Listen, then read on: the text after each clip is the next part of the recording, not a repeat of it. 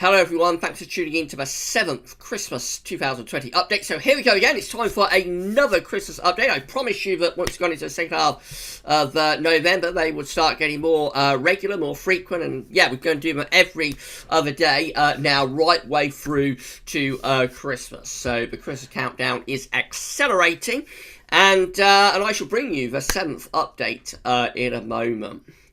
So just say it's been quite a busy day at GavsWeatherVids today. We have the European Outlook exclusive to the YouTube channel, and also a 10 to 14 day update with all the regular features as well. Check out those two videos if you would like to do that. So again, big thank you to Richard for the amazing Christmas updates gift. Thank you so much, Richard, for that. It's definitely one of your best, that I think everybody loves the Christmas updates gift. So thank you so much, Richard, for that. Right, so let's move over to metroseal.fr then, and we've got the charts ready. Actually, I don't know what this is going to show. I've only got the charts loaded up for the beginning of December, and I haven't loaded them up for the rest of the period. So I don't know what this is going to show. It's going to be as much a surprise for me as it is for you, and we shall discover together how this CFS-V2 run is coming out. Remember, we're using the midday run of the CFS, the 12Z, generated midday yesterday on the 18th of November. We always try and use the same run, which is the midday run. The CFS is run 4 times a day. So it's run at midnight, 6 in the morning, midday, and 6 in the evening. We always try to use a 12Z midday run for no particular reason, and that's the one that we have historically always used. But it shouldn't make any difference out of the 4 which you use, really. But if you can use the same one all the time, then, you know, you can't be accused of cherry-picking any particular outcome. It's purely how the charts are coming out as we are doing the updates. So the storyline so far is that generally the Christmas updates have been favouring quite cold conditions around the Christmas period. Remember, we can't pinpoint the weather down to the exact day of Christmas Day. What we're looking for is like the trend of the model, sort of mid to late December to early to mid-January, around the Christmas period. If we get the same scenario cropping up for that sort of period over and over again, then we can say that we've got a trend. If we don't get the same scenario cropping up regularly, then we can say that we haven't got a trend.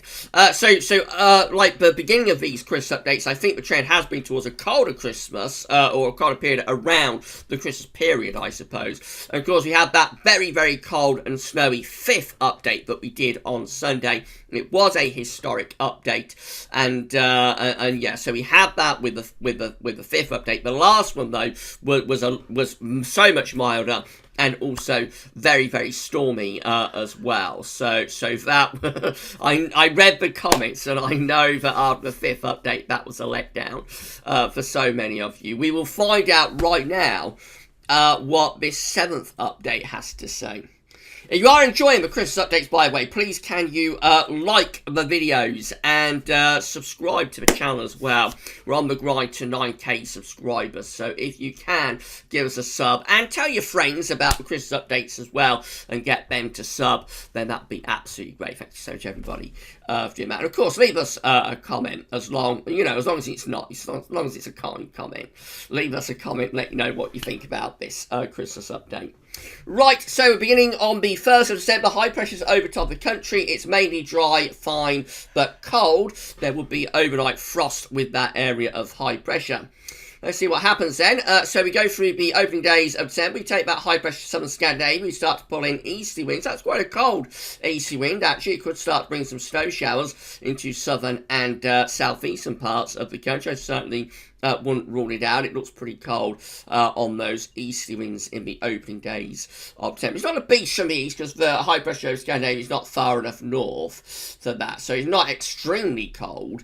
But it's definitely, it's definitely chilly and cold enough for snow showers in southern and eastern parts of the country, I would have thought.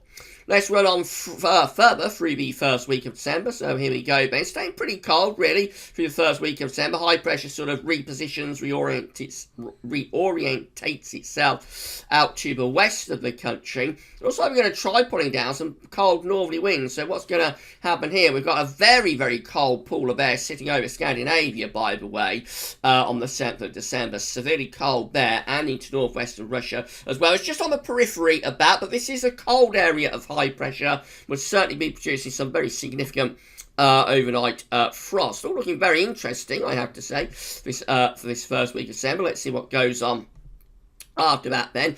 So the ridge is beginning to break down. Low pressure is having a go at coming in from off the Atlantic. We're trying to re-establish a southwesterly wind here as we go into the second week of December. It's becoming milder in the north and west, although the southern and southeast part of the country is probably still mainly dry and quite cold up to this point, I would have thought. Let's go further on into December then and see what happens. So, yeah, we've got like milder southerly wind setting in here. So that is turning things milder as we move up to the middle part of December.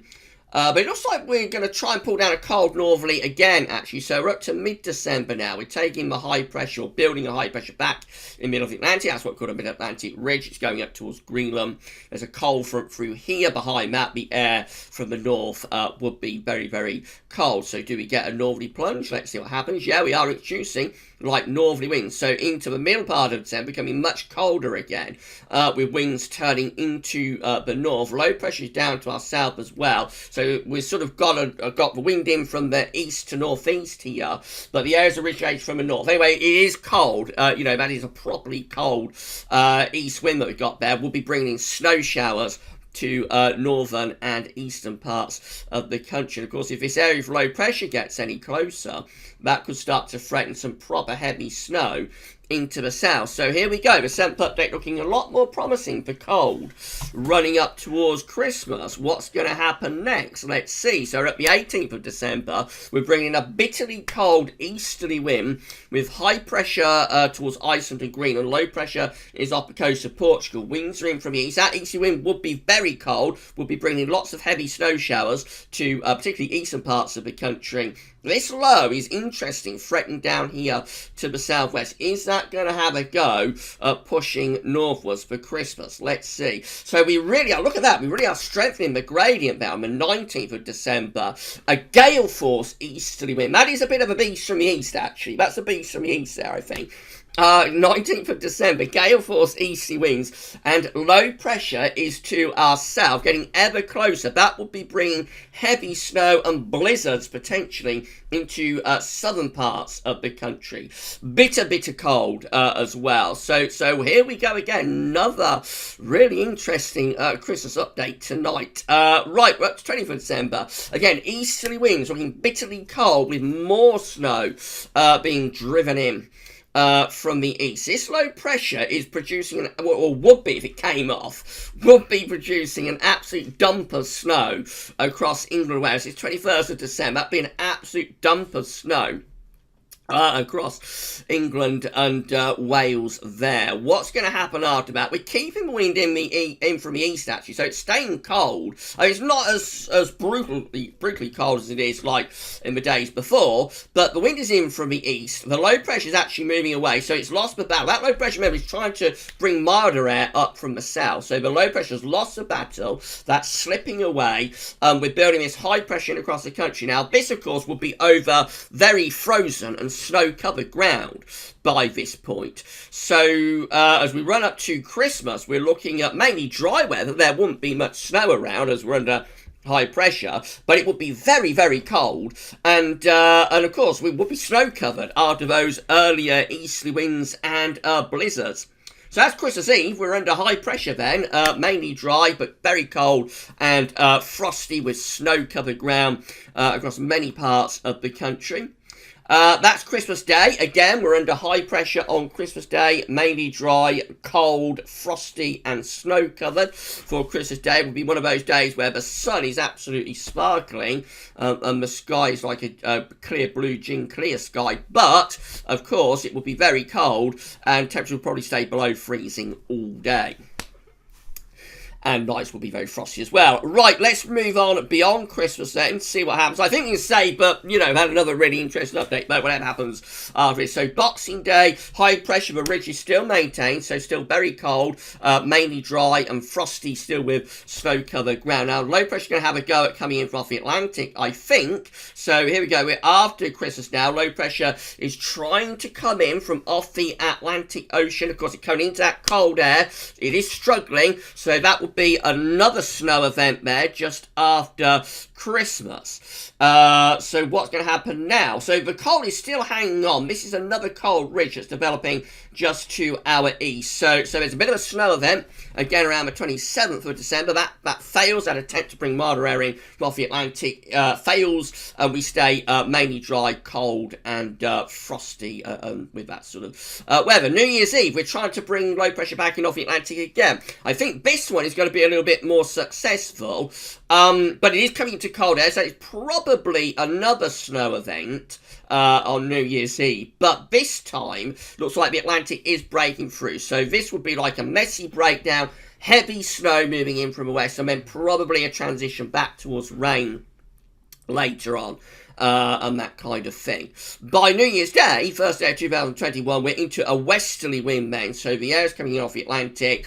We will be gradually starting to thaw things out, and the snow will be beginning to melt.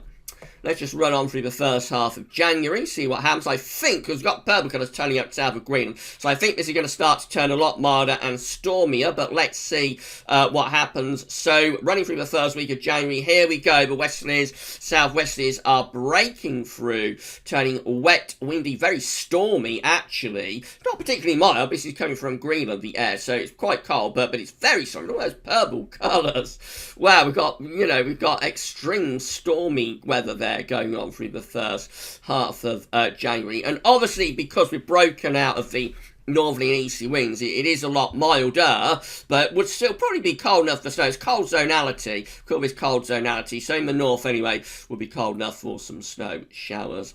Up to the middle part of January again, we keep wind in from west-southwest, still very stormy. It's a very, very stormy first half to January here on this 7th Christmas update. Severe gales regularly battering the country. Would we get to Storm Gavin, perhaps, on the named storm list? I don't know, but I won't go any further than this. So it looks like we're getting cold again, though. Actually, as we get into like the second half of January, it looks like actually we're turning cold again, and we're having a go at building up some higher pressure. Once again, this time the high is kind of located further south, though, than it was in December. But it is getting colder and frostier again into the second half of January. If you want to see how that develops, let's just go back to our Christmas updates here. To finish off, if you want to see how that develops, then go to meteoshield.fr, have a look at the CFSV2 9-monthly forecast and select the 12Z, and you can see whether it does eventually get us back to cold and snowy weather in the second half of the winter. I don't know, because I haven't checked that run myself. I've been discovering it along with you as I've been doing the video, so I don't know how it lands up. I'll probably have a look actually myself as soon as I stop the video. I suspect I'll have a little sneaky peek and see how that plays out for the second half of winter. But yeah, really anyway, back to point. Really interesting Christmas update again. This year's Christmas updates, let me know in the comments what you think. This year's Christmas update is like none that we've ever done before. I've been doing these Christmas updates right way back to 2012, and I have never seen so many of these Christmas updates indicating very cold and potentially snowy weather during December. Not necessarily on Christmas Day itself, but around the Christmas period. I have never, in all the years I've been doing these updates, seen the CFS behaving like this. Could be that the CFS is completely off on a tangent. He's just leading us up the garden path. Wouldn't be the first time the CFS has done that. But something is different this year. I'm sure that something is a little bit different with these Christmas updates. And so we should just wait and see what the 8th Christmas update has to say. And we'll be doing that for you on Saturday night. If you've enjoyed this Christmas update, you're enjoying the countdown to Christmas, then please like the video. Let us know in the comments what you think. And make sure you subscribe to the GavsWeatherVids YouTube channel. Tell your friends and family to sub as well. And tell them about Christmas updates, perhaps. And yeah, we'll see you for our next Christmas update on Saturday. Same time, same place. See you then. Bye for now.